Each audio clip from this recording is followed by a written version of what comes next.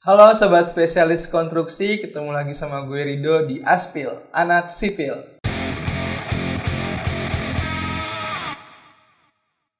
Apa kabar nih sobat spesialis? Semoga kalian baik-baik aja dan sehat selalu ya. Kali ini gue bakal bahas nih tentang hal yang paling penting di suatu konstruksi atau proyek, yaitu alat pelindung diri. Nah, tapi sebelum gue masuk ke pembahasan, jangan lupa buat subscribe channel ini supaya channel ini terus berkembang lagi ke depannya. Jadi tunggu apa lagi? Yuk simak video berikut. Alat pelindung diri atau APD adalah kelengkapan yang digunakan saat pekerjaan agar mengurangi resiko terjadinya kecelakaan kerja. APD ini juga digunakan sesuai dengan pekerjaan dan resiko bahaya yang akan dihadapi. APD juga berfungsi untuk menjaga keselamatan si pekerja tersebut nih, sama sekalian juga agar orang sekelilingnya tidak terkena dampak dari kecelakaan kerja. APD atau alat pelindung diri ini juga memiliki dasar hukum. Dia diatur di Undang-Undang dan Peraturan Kementerian Ketenagakerjaan. Jadi APD ini tuh harus sangat diperhatikan dalam suatu pekerjaan konstruksi agar tidak terjadi hal-hal yang tidak diinginkan. Dalam suatu proyek atau pekerjaan konstruksi, APD itu biasanya disediakan, tapi biasanya untuk perusahaan-perusahaan kecil atau perusahaan baru yang masih merintis tuh ada beberapa APD yang harus dibeli sendiri gitu loh sama kalian. Nah, tapi kalau untuk perusahaan besar atau proyek-proyek besar tuh biasanya APD itu udah pasti disediain dan lengkap banget. Langsung aja masuk ke macam-macam APD nih.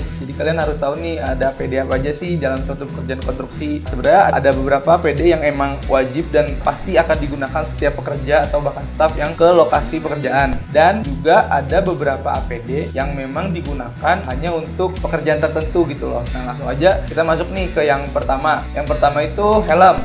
Helm pengaman atau helm proyek itu biasa digunakan oleh para pekerja dan siapapun yang ke lapangan tuh untuk melindungi bagian kepala nih.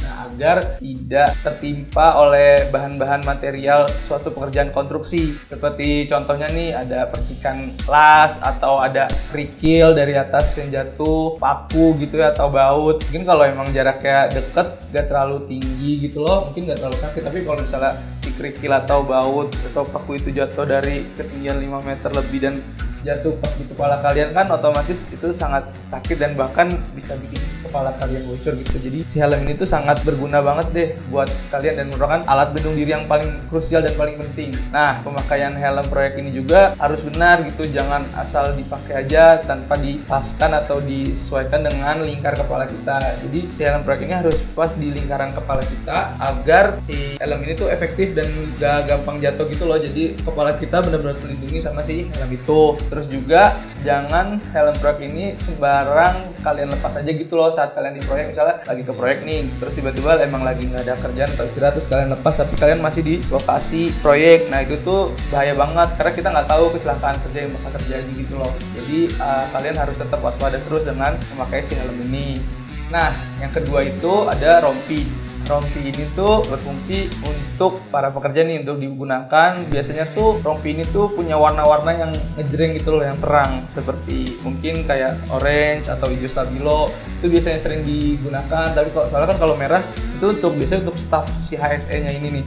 Nah, biasanya kalau orange, hijau stabilo tuh biar berguna gitu di malam hari, apalagi kayak pekerjaan-pekerjaan yang perbaikan jalan atau apapun itu yang emang masih ada kendaraan yang lewat. Nah, si rompi ini tuh berguna banget untuk menandakan kalau di situ ada pekerja. Terus juga ada bahan yang emang buat memantulkan si cahaya. Nah, contohnya tuh yang kayak gini-gini nih, yang warna-warna hijau stabilo gini. Nah, itu tuh yang berfungsi nanti untuk memantulkan cahaya. Nah, misalnya lu ada proyek perbaikan jalan. Nah, kalau lu pakai rompi, terus kan ada kendaraan lewat, si lampu kendaraan ini bakal menyorot lu nih. Nah, si cahaya itu kalau kepantul nih sama si rompi lu ini, jadi berguna banget biar si pengendara ini berhati-hati juga karena di situ ada pekerjaan. Yang ketiga ada safety shoes.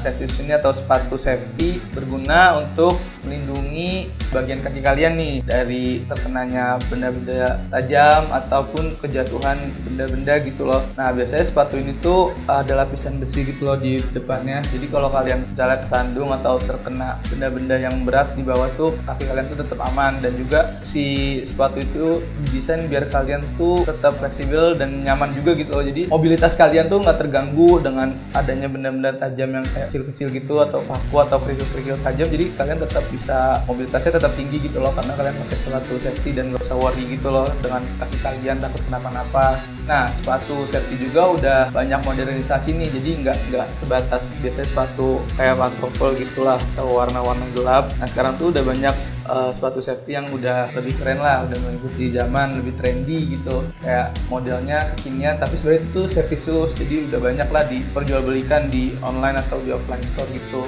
Nah, jadi 3 tadi itu merupakan alat pelindung diri wajib nih, jadi maksudnya alat pelindung diri yang memang harus dan selalu dipakai oleh pekerja atau staff yang di lapangan atau di proyek. Ada beberapa APD atau alat pelindung diri yang emang digunakan sesuai dengan job pekerjaannya nih, jadi tergantung misalnya pekerjaan apa, dia tuh ada tambahan APD lagi gitu. Jadi langsung lanjut aja nih ke yang keempat, yaitu kacamata pengaman.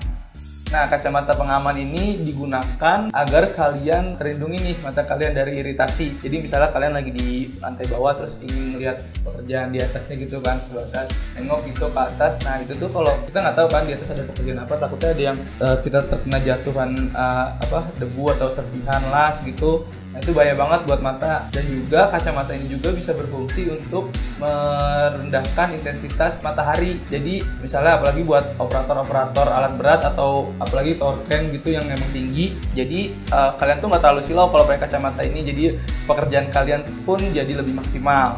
Terus yang kelima ini body harness.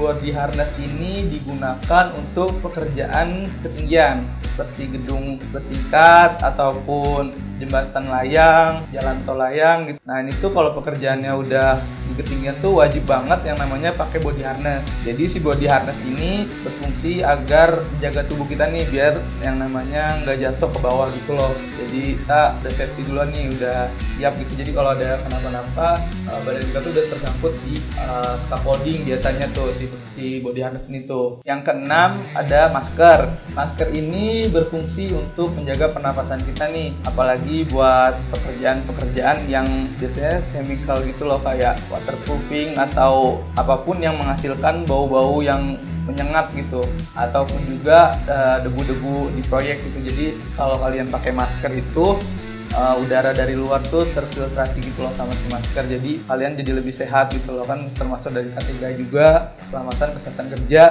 Jadi si masker ini penting juga nih buat para pekerja agar tetap sehat dan tetap dalam kondisi fit atau maksimal. Yang ketujuh itu ada sarung tangan. Sarung tangan ini berfungsi agar tangan kita nih terjaga sama bahan-bahan kimia ataupun benda-benda tajam nih kayak kawat atau paku gitu. Jadi si sarung tangan ini berfungsi jadi nggak langsung benda-benda tajam atau bahan-bahan yang membahayakan tuh langsung nyentuh ke tangan kita. Jadi itu tuh termasuk pencegahan gitu loh. Jadi nggak langsung ke bagian tubuh kita.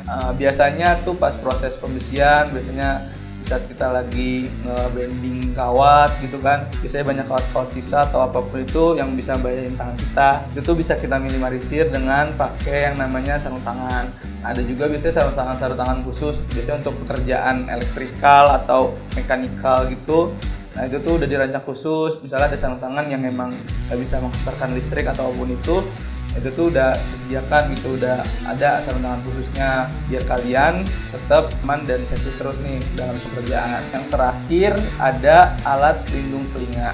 Alat pelindung telinga ini ada dua nih, ada yang namanya earmuff atau penutup telinga, ada juga yang namanya earplug atau penyumbat telinga. Dua jenis tersebut sama-sama berfungsi untuk mengurangi kebisingan di proyek. Jadi saat ada pekerja yang mengerjakan pekerjaan yang mengeluarkan suara yang cukup bising, dia tetap fokus kalau pakai si pelindung telinga ini. Penutup telinga biasanya bisa menahan suara atau kebisingan ini dari 20 sampai 30 desibel. Sedangkan si penyumbat telinga ini bisa menahan kira-kira 10 sampai 15 desibel. Nah, itu tadi gambaran sebagian besar alat-alat pelindung diri di proyek. Mungkin kalau di tempat kalian atau kalian punya pengetahuan lebih nih tentang alat-alat pelindung diri yang emang nggak ada yang tadi gue sebutin, kalian bisa tulis aja di kolom komentar. Idealnya dalam suatu proyek konstruksi itu tuh alat-alat pelindung diri itu udah disediakan. Karena apalagi udah ada yang namanya dasar hukum kalau setiap pekerjaan konstruksi itu diwajibkan menggunakan namanya APD atau alat pelindung diri. Dan alat pelindung diri ini juga harus yang namanya SNI atau standar nasional gitu. Jadi nggak boleh main asal aja, harus terstandar lah alat-alat pelindung diri ini. Nah, buat para pekerja ataupun kalian yang bakal nantinya jadi pelaksana atau pengawas lapangan, kalau kalian nggak dikasih APD atau alat pelindung diri ini nih dari perusahaan kalian bisa menyatakan keberatan nih untuk datang ke lokasi proyek tersebut. Nah, karena si APD ini sangat penting ya, sangat krusial perannya, karena udah menyangkut nyawa dan orang banyak juga. Jangan jadiin si APD ini suatu kewajiban aja nih. Jadi si APD ini tuh jadiin kebutuhan nih buat kalian-kalian yang bakal jadi orang di lapangan atau yang bakal mengerjakan suatu proyek. Selalu ingat kalau APD itu hal yang paling penting nih. Sebelum mulai pekerjaan harus dicek dulu, dan di saat pekerjaan tuh harus tetap dilakukan controlling gitu loh, agar pekerjaan tersebut tuh tetap aman dan terkendali. Nah, sekian video dari spesial konstruksi kali ini. Jangan lupa buat like, share, dan subscribe channel ini biar kalian gak ketinggalan video menarik lainnya.